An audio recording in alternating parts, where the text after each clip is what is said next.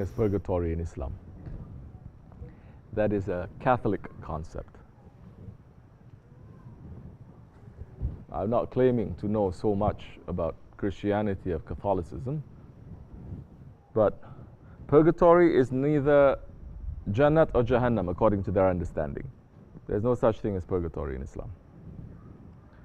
They don't go to Jannat, they go to Jahannam, they're stuck in the middle. And these are the people, for example, unbaptized children, children who are not baptized, so they enter into purgatory. Other people too, like I said, I'm not an expert. Islam does not believe in original sin. Islam believes in original innocence. You understand? Everyone is innocent, regardless of color, nationality, group. Everyone is born pure. That's not the teachings of other traditions. They say you're born baby, but you're not baptized. If you don't get baptized, if you die before you're baptized, you'll be entering into purgatory. You're not going to go to Jahannam, you're not going to go to Jannat, but you'll be separated.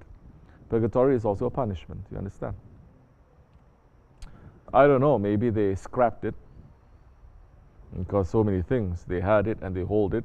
Then later they say, oh, we scrap it, we change it. It used to be the Qibla was Qudus, Jerusalem, and the priest to be facing Qudus. But they changed it also. Now the priest faced the Jamaat. They turn around. This was recent too. This was only in the 1960s. So it may change. That's what happens to mankind. In Islam, there is no purgatory. The hell, Jahannam, it is a place of punishment. But Allah does not need us to be punished. It is not for Allah. You understand? Jahannam, it is a place for us to be cleaned. Because even if you have a trace, an atom's weight of arrogance, you cannot be admitted, like they say, into the kingdom of heaven. Prophet ﷺ was saying, if you don't, even if you have a mustard seed worth of arrogance, Jannat, it is forbidden to you. I don't know how people can be so confident. How are we arrogant? We're arrogant 24 hours. When you're stubborn, you're arrogant.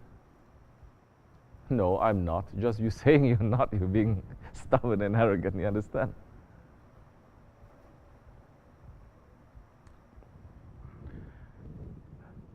Everyone is born a Muslim, the one who submits, innocent.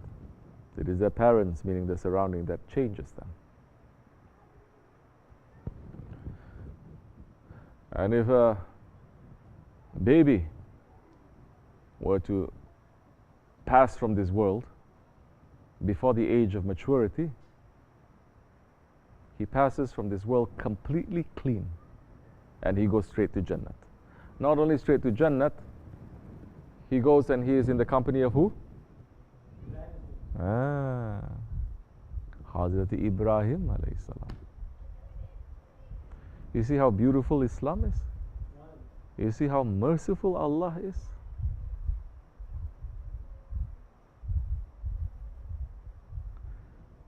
Nothing that the kid does is going to be written. He's not responsible. Who is responsible? The parents. Until maturity, 13 for women, girls, 16 for men, boys, parents are responsible. Parents these days, they don't raise children. They just send them to school. And the school teaches them the worst things. Then later, 16, what, you think raising children is just forcing them to come to the jami, to the masjid, once in a while? teaching them the Quran is going to be? Where is the akhlaq? Where is the adab? Where is the lifestyle? So they grow up understanding, oh, Islam is, I have to take off my jeans and everything and put on shalwar kameez, and that is Islam. Once a week, recite these things to make my parents to be happy. But if they're not watching, I'm going to do other things with my friends. Not understanding what is the love then, the love of Allah, the love of the Prophet ﷺ. That love, you have to practice, you have to put it in your lives.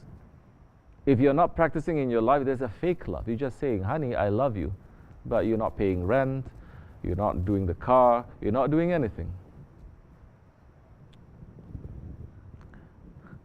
So you teach the children. You have to, because past that age is very difficult to teach them. Like the awliya Allah, they're saying to teach the children before their age of maturity, it is like writing in stone. You carve writings on stone. But to teach the children after they reach the age of maturity, it's just like writing on water. So when are we going to teach our children? Teach what? Teach the world. They're going to enter into the world. The world will teach them, don't worry, you have to teach them Allah. How are you going to teach them Allah and the Prophet ﷺ? You have to know Allah and the Prophet ﷺ, because you are the ones that first they're going to see, the mothers especially. There are so many Muslim mothers running away from motherhood. You are the first educators. You are the ones when the baby is inside the stomach, you have to be a mu'min. Mu'mina, you have to be a Muslimah. You cannot be, when you are expecting, and you go anywhere you want to go, do anything you want to do, say anything you want to say. Oh, it's hormone, so I can do other things. No, you have to take care, because the angels, they're visiting you every single day. And you have to be careful, because that life begins then. Mother is doing that, the father has to come down now. Because the child, it is forming. And when the baby comes out, the tradition 40 days, we don't even let the baby to come out. These days, baby just come out, they take a picture and they post everywhere. Nazar, you understand Nazar? The evil eyes. It is real. Prophet saying, alayhi wasallam, Nazar, it is real. He's saying, even when you see the full moon, you have to say, MashaAllah. If you don't say, MashaAllah, your evil eye will reach to the moon. Do you understand how important this is? People, this is lifestyle. This is adab and this is ahlak. This is lifestyle. You're praying, you're doing so many things, but you don't have a lifestyle of Islam. What do you have? You just have this shell with no foundation. It can topple down anytime the wind comes. So you raise your children when they are young, so that they know. Then later on, after that age, you are not responsible anymore. They can do whatever they like. And they should be left to make these choices. They have to stand up on their feet. The men cannot be mommy's boys. 16, still mommy's boys. 20, still but because I love my mommy. You're loving your mother doesn't mean that you have to be a mommy boy. It's completely different. You understand? Because especially the men have to grow up to be men. They cannot just remain babies like that. What is going to happen? They're going to choose wives that are going to be like their mother, because that's all the women that they understand. The next generation is going to be even worse. Next generation worse. 16 years old. But Allah subhanahu wa ta'ala has said through the Holy Prophet ﷺ, there are two angels on your right and your left shoulder. Get out from your mind Disney World, Disneyland, saying one devil, one angel, whispering to you. No, two angels. Kiraman and Katibin. The recording angels. If you do something right, it will be recorded right away. And your reward, according to your intention now, can be between 7 to 70 to 700,000, as much as you want, according to your intention. It's not your action, according to your intention now. Like that ant who wants to put out fire of Namrud.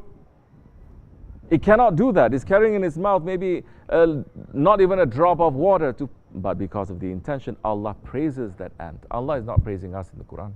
Allah is praising that ant. Surely we're better than that ant. So now, it is according to intention. The angel on the left will only write what you do that is wrong. But with everything, it is showing that even amongst the angels, there's a leader. Democracy says, no leader. Everyone is equal. Even amongst the angels. These two angels, the angel on the right is the leader, the angel on the left follows. The angel on the left has to ask the permission of the angel on the right. This son of Adam, commit this. Do I have permission to write? The angel says, wait. If he asks Allah for forgiveness, don't write. How long Allah is giving?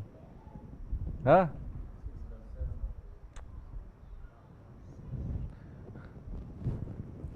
Six hours pass. If he doesn't say, he doesn't ask, write down one mistake that he did. And the punishment is one. 1 is to 1. You do something good, 1 is to 7,000, 700,000. You do something wrong, 1 is to 1. If he doesn't ask Allah subhanahu wa ta'ala for forgiveness sincerely. If he does, cancel that. There's nothing. Don't write it. This is for us to understand the Rahman and the Rahim of Allah subhanahu wa ta'ala. So that now when we say Allah, it is not words, it is understanding. And on that day when there is no shade,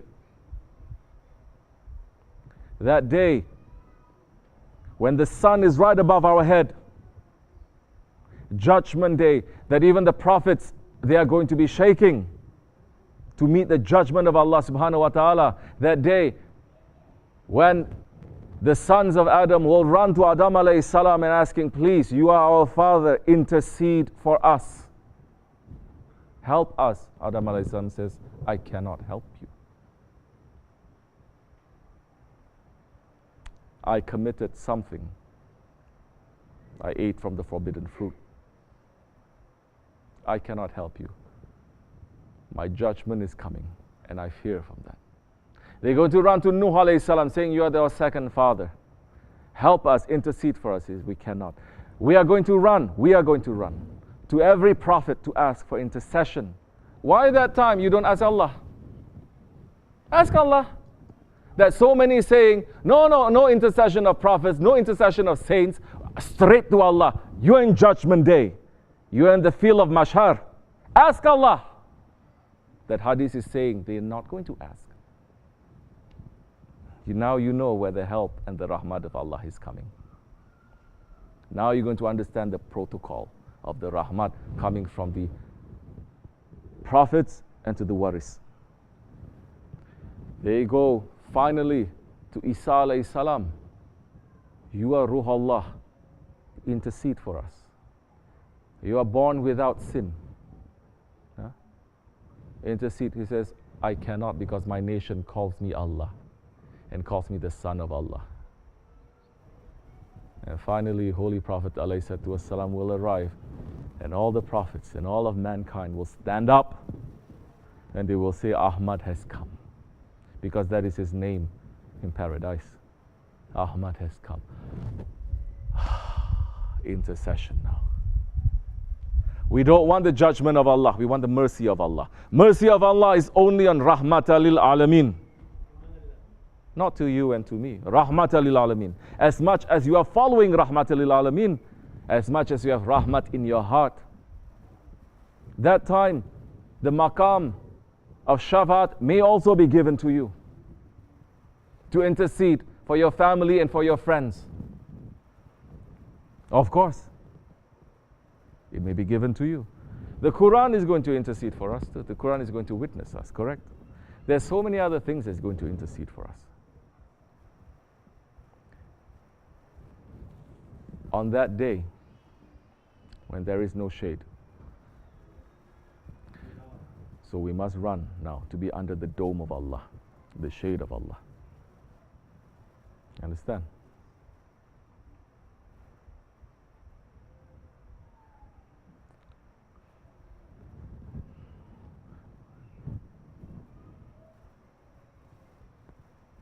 We are not worth the intercession of the Prophet ﷺ. We are no good people. We're garbage. We're not doing anything.